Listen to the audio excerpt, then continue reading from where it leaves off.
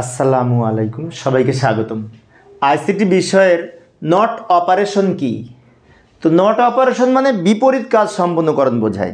আর আমরা যদি সংজ্ঞাটি লিখতে চাই এইভাবে লিখতে পারি, পরীক্ষা যদি আসে নট অপারেশন কি, বুলিয়ান অ্যালজেব্রায় পূরকের কাজ বা ইনপুটের বিপরীত কাজ সম্পাদন করাকে এই নট অপারেশন বলে।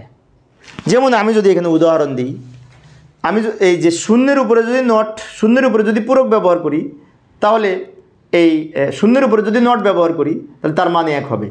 আবার 1-এর উপরে যদি নট ব্যবহার করি তাহলে আউটপুট 0 হবে। তার মানে কি? বিপরীত কাজ করতেছে। কিন্তু শূন্যের বিপরীত 1 হয়েছে, 1-এর বিপরীত 0 হয়েছে। Not operation. নট যদি উপরে সেট করি, যেমন আমি যদি এটা সার্কিটের মাধ্যমে উপস্থাপন করি আরও ভালোভাবে বোঝার জন্য, এই যে এখানে আমি একটা সার্কিট উপস্থাপন করলাম। মনে করি এখানে এ হচ্ছে ইনপুট আর এ নট হচ্ছে আউটপুট। তো এইখানে মান যখন 1 হবে তখন এই নটটা ক্রস করে ওইদিকে আউটপুট 0 হয়ে যাবে। আবার এইদিকে যখন 0 দিব তখন এই নটটা ক্রস করে ওইদিকে আউটপুট 1-এ পরিণত হবে। কিভাবে হবে আমি একটু অ্যানিমেটেড ছকচিত্রের মাধ্যমে উপস্থাপন করছি।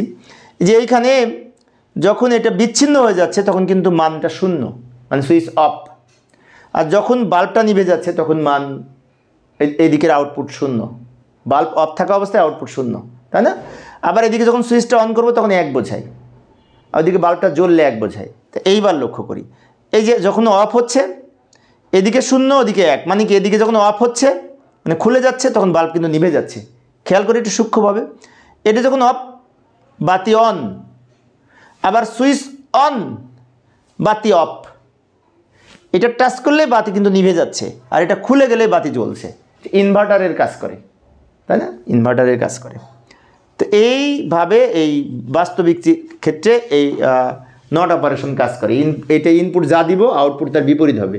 ইনপুট 0 হলে আউটপুট 1, ইনপুট 1 হলে আউটপুট 0, নট অপারেশনের ক্ষেত্রে। এখন অনেক শিক্ষার্থীর মনে হতে পারে পরীক্ষায় যদি আসে তাহলে কি 1 মার্কের জন্য চিত্র সহ এত কিছু আঁকবো? না, পরীক্ষায় যদি আসে তাহলে এইটুকু লিখলেই হবে, এইটুকু লিখলে আরও ভালো হয়। পরীক্ষায় যদি আসে 1 মার্কসের জন্য চিত্র আমি উপস্থাপন করেছি বোঝানোর জন্য, তবে 2 মার্কসের জন্য যদি আসে তাহলে চিত্র সহ আঁকলে ভালো হয় 2 মার্কসের জন্য। আর 1 মার্কসের জন্য আসে এটুকু লিখলে হবে। তো প্রিয় শিক্ষার্থী বন্ধুরা, আমি শিক্ষার্থীদের অনুরোধে অল্প অল্প করে আলোচনা করি যাতে শিক্ষার্থীরা বোরিং ফিল না করে।